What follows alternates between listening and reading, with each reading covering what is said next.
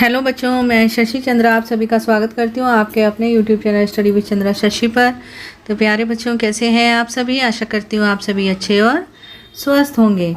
तो बच्चों, जैसा कि आज आप देख रहे हैं, ये है पार्ट 2, जैसा सवाल वैसा जवाब। मतलब जैसा आप क्वेश्चन पूछेंगे वैसा ही आपको जवाब मिलेगा। तो ये कहानी है बीरबल की, जो कि बादशाह अकबर के दरबार में मंत्री हुआ करते थे। बीरबल जो है वो बादशाह अकबर के फेवरेट मंत्री थे, बहुत ही पसंदीदा मंत्री। तो बच्चों, ये जो कहानी है आपकी जो चौथी क्लास की हिंदी की किताब है रिमझिम, उसकी कहानी है पार्ट 2। तो चलिए शुरू करते हैं पार्ट 2। उससे पहले बच्चों, यदि आप मेरे चैनल पर पहली बार आए हैं तो क्या करेंगे, चैनल को सब्सक्राइब करेंगे और बेल आइकन को भी दबाएंगे, जिससे आगे आने वाली वीडियो का आपको टाइम से नोटिफिकेशन मिल जाएगा। तो चलिए शुरू करते हैं आज की कहानी। और जिन बच्चों ने पहले से सब्सक्राइब कर रखा है उन बच्चों के लिए थैंक यू। और बच्चों, वीडियो को लाइक भी ज़रूर कर दिया करें। तो चलिए पढ़ते हैं आज की कहानी। अकबर के दरबार में चलते हैं। बादशाह अकबर अपने मंत्री बीरबल को बहुत पसंद करता था। बीरबल की बुद्धि के आगे बड़े बड़ों की भी कुछ भी नहीं चल पाती थी। मतलब बीरबल इतने बुद्धिमान थे कि वे सभी सवालों का या किसी भी समस्या का जो हल है, समाधान है, बहुत ही सरलता से निकाल लेते थे। तो इसी कारण कुछ दरबारी बीरबल से जलते थे। वे बीरबल को मुसीबत में फंसाने के तरीके सोचते रहते थे। मतलब जैसे जब क्या होता है, कई बार ऐसा होता है ना कि कुछ लोग जो होते हैं, क्लास में भी कुछ बच्चे होते हैं जो होशियार बच्चे होते हैं ना, उनसे जलते हैं, चिढ़ते हैं। ठीक है। और हमारे घर में भी कुछ लोग ऐसे होते हैं जो कि जैसे भाई बहन होते हैं ना, आपस में एक दूसरे से चिढ़ते हैं कि इसको ज़्यादा प्यार करते हैं, इसको कम करते हैं, इस तरीके से। इसी तरीके से बीरबल से ना सभी लोग चिढ़ते थे। कुछ लोग दरबारी, कहाँ पर? बादशाह अकबर के दरबार में। और उसको फंसाने के नए नए तरीके सोचते रहते थे। अकबर के एक खास दरबारी ख्वाजा सरा को अपनी विद्या और बुद्धि पर बहुत अभिमान था। अभिमान मतलब बहुत घमंड था। बीरबल को तो वे अपने सामने निरा बालक और मूर्ख समझते थे। निरा मतलब बहुत, बालक माने छोटा बच्चा, बहुत ही छोटा बच्चा समझते थे। और मूर्ख मतलब बेवकूफ़। लेकिन अपने ही मानने से तो कुछ होता नहीं। मतलब सरा ख्वाजा जो थे, जो ख्वाजा सरा थे, उनके मानने से तो कुछ नहीं होता। जब राजा जो थे अकबर, वो बीरबल को बुद्धिमान समझते थे और कई दरबारी समझते थे, तो सरा ख्वाजा के समझने से तो कुछ नहीं होता। तो लेकिन अपने ही मानने से तो कुछ होता नहीं। दरबार में बीरबल की ही तूती बोलती और ख्वाजा साहब की बात ऐसी लगती थी जैसे नक्कार खाने में तूती की आवाज़। तूती मतलब एक तरीके का बाजा होता है। तो ऐसा लगता है कि जैसे बीरबल की तूती मतलब बीरबल का ही डंका बोलता था। बीरबल नाम की ही हर तरफ आवाज़ सुनाई देती थी। ख्वाजा साहब की चलती तो वे बीरबल को हिंदुस्तान से निकलवा देते।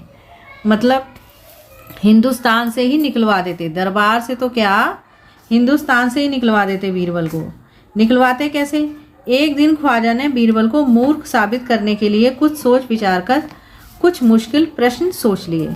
उन्हें विश्वास था कि बादशाह के उन प्रश्नों को सुनकर बीरबल के छक्के छूट जाएंगे और वह लाख कोशिश करके भी संतोषजनक उत्तर नहीं दे पाएगा।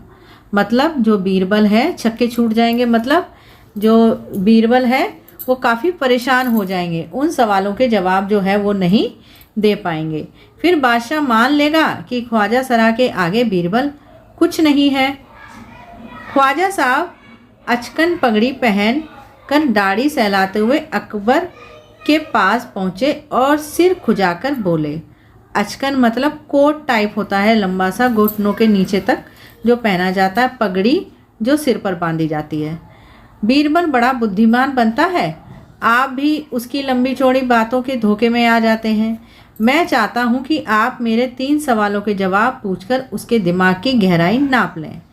दिमाग की गहराई नाप लें मतलब वो कितना बुद्धिमान है बीरबल, आप इस बात का पता कर लें। उस नकली अक्ल बहादुर की कलई खुल जाएगी। कलई खुल जाएगी मतलब उसकी पोल खुल जाएगी। किसकी पोल खुल जाएगी? बीरबल की। कौन कहता है? ख्वाजा सरा। किससे कहता है? अकबर से कहता है।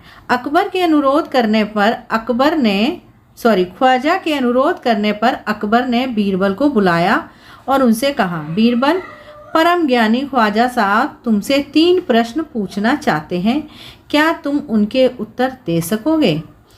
आप देखिए यहाँ पर अनुरोध मतलब ख्वाजा के अनुरोध करने पर, मतलब ख्वाजा के बहुत ज़्यादा कहने पर अकबर ने क्या करा? बीरबल को बुलवा लिया और कहा, बीरबल, क्या कह के संबोधित किया बीरबल को? परम ज्ञानी। बीरबल को उन्होंने क्या कहा? परम ज्ञानी। किसके बारे में कहा? ख्वाजा साहब के बारे में कहा।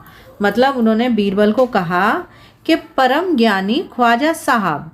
तो जो परम ज्ञानी उन्होंने ख्वाजा साहब बोला है, क्यों बोला है?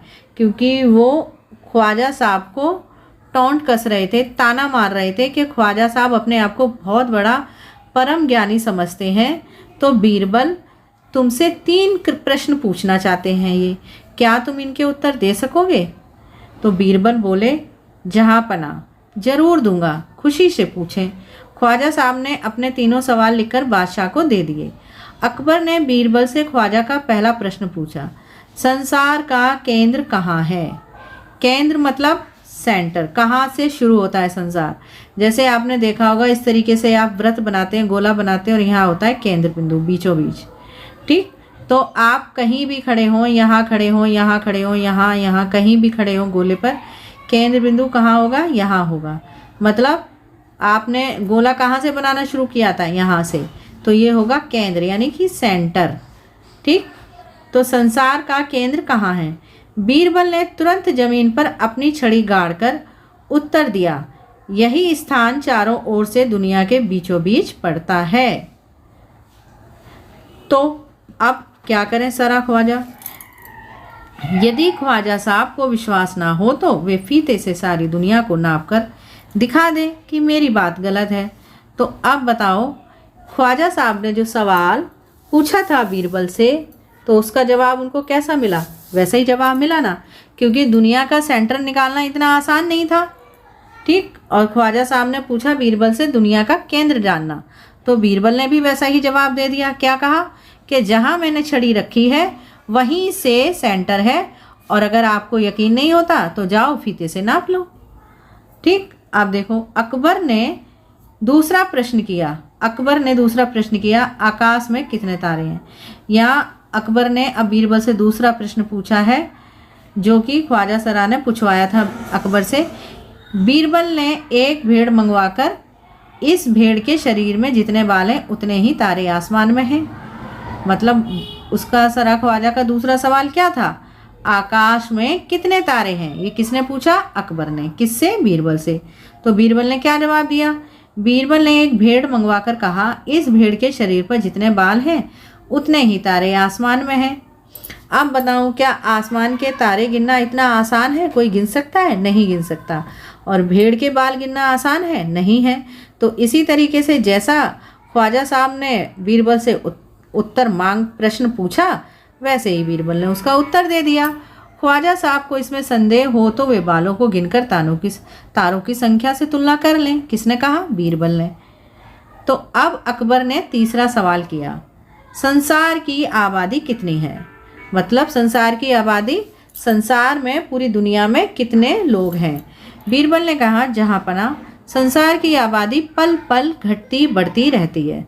पल पल मतलब प्रति सेकंड से भी कम में जो है घटती रहती है, बढ़ती रहती है। कैसे?